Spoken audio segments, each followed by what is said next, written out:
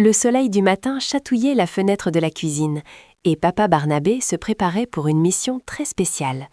Sa liste des courses était toute crête et son grand panier en osier attendait patiemment sur le comptoir. « Aujourd'hui, il nous faut de bonnes choses toutes fraîches », murmura-t-il avec un sourire doux. Il pensait déjà aux couleurs et aux saveurs qu'il allait trouver pour préparer un délicieux repas. Il enfila sa veste et, le cœur léger, prit son panier vide, prêt pour l'aventure du marché. En arrivant au marché, papa Barnabé fut accueilli par un joyeux brouhaha. Des parfums délicieux flottaient dans l'air, celui des fleurs fraîches, du pain chaud et des épices lointaines. Les étals débordaient de couleurs éclatantes, des tomates rouges vifs, des carottes orange joyeux et des grappes de raisins violettes. Les vendeurs souriaient, les enfants riaient, et papa Barnabé se sentait comme un explorateur dans une jungle de saveurs, son panier prêt à être rempli de trésors. Papa Barnabé avançait, admirant chaque étal. Il cherchait les plus belles salades, les pommes les plus croquantes. Puis, à un petit étal rempli de légumes verts, son regard fut attiré par quelque chose de très spécial. Au milieu de concombres bien droits et de courgettes élégantes, il y avait un concombre tout drôle, tout biscornu. Il se tordait un peu sur lui-même, comme s'il faisait une petite danse joyeuse.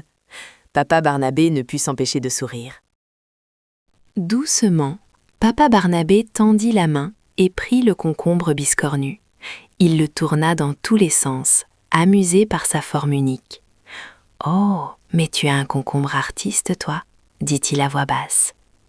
La gentille marchande, Madame Flora, sourit en voyant son choix. « Celui-là est plein de fantaisie, » dit-elle. Papa Barnabé savait que ce concombre ne serait pas seulement un légume, mais aussi une petite source de joie pour le repas du soir. Il le posa délicatement dans son panier. Le concombre biscornu, bien installé au milieu des autres légumes dans le panier de papa Barnabé, semblait rayonner d'une petite joie secrète. Papa Barnabé continua ses emplettes, choisissant de belles fraises rouges comme des cœurs et de petites pommes de terre toutes rondes. Mais à chaque pas, il pensait à son concombre rigolo. Il imaginait déjà le préparer pour une salade fraîche et il se dit que sa forme unique rendrait le repas encore plus amusant et spécial. De retour dans sa cuisine douillette, papa Barnabé sortit tous ses trésors du marché.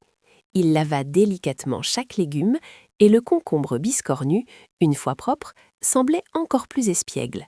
Avec un grand sourire, il prit son couteau et commença à le couper en jolies rondelles, chacune un peu différente, un peu unique. La cuisine se remplit d'une douce odeur de fraîcheur. Ce soir-là, la salade serait non seulement délicieuse, mais aussi pleine d'histoire grâce au concombre le plus joyeux du marché.